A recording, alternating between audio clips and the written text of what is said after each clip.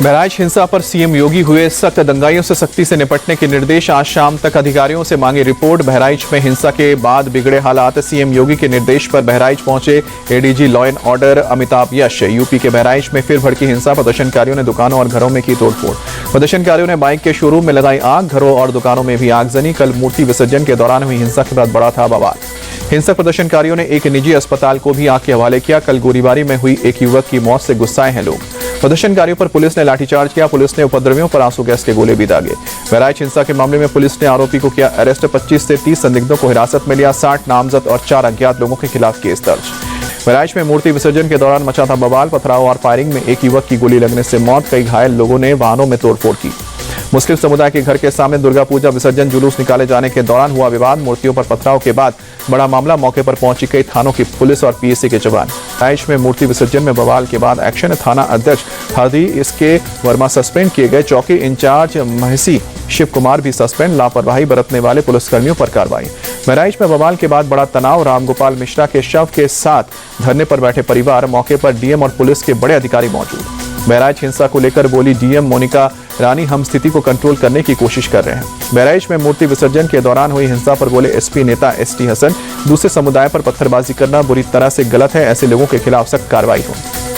बहराइच में युवक की मौत के बाद बवाल पर बोले डिप्टी सीएम ब्रजेश पाठक, कहा कि कानून से खिलवाड़ की किसी को इजाजत नहीं। दोषियों के खिलाफ सख्त कार्रवाई होगी।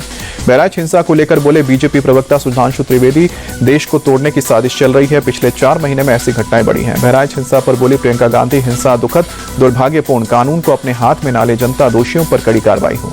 बहराइच हिंसा पर बोले डिप्टी सीएम केशव प्रसाद मौर्य, शांति और सौहार्द बिगाड़ने की कोई भी साजिश सफल नहीं होगी। दोषियों के खिलाफ सख्त से सख्त कार्रवाई होगी। बहराइच में बवाल को लेकर यूपी कांग्रेस अध्यक्ष अजय राय ने योगी सरकार पर हमला बोला। कहा कि पूरे यूपी में जंगलराज चल रहा है। बहराइच हिंसा पर बोले सपा सांसद अवधेश प्रसाद, ये बहुत ही दुखद है। सभी लोगों से शांति बनाए रखने की अपील। ये घटना जांच का विषय है। कौशाम्बी में शनिवार को हुए बवाल के बाद प्रयागराज रेंज के एडीजी और आईजी मौके पर पहुंचे। हालात का जायजा लिया।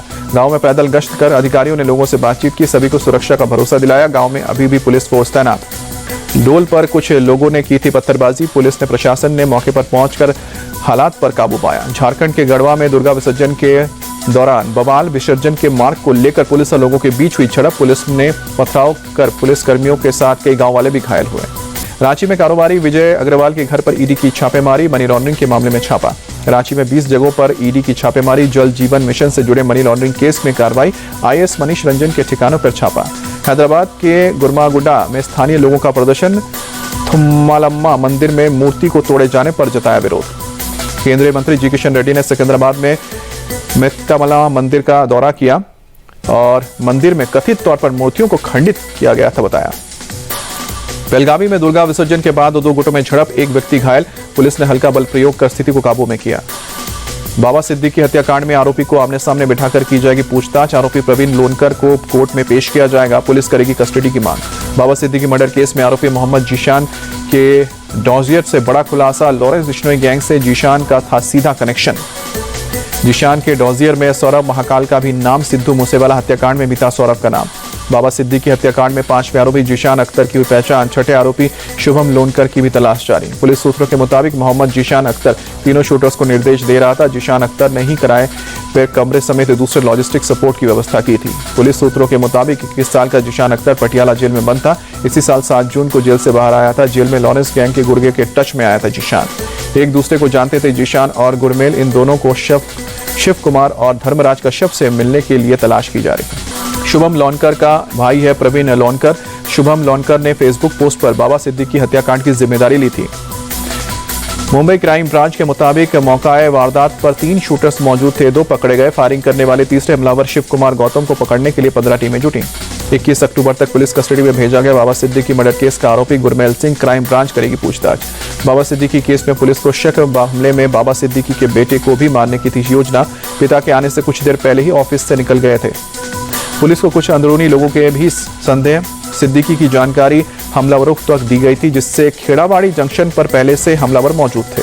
बाबा सिद्दीकी और उनके बेटे जीशान से जुड़े स्थानों की रेकी करने के लिए हमलावर रोज आते थे। बैंड्रा ज्यादातर ऑटो रिक्शा से आते थे।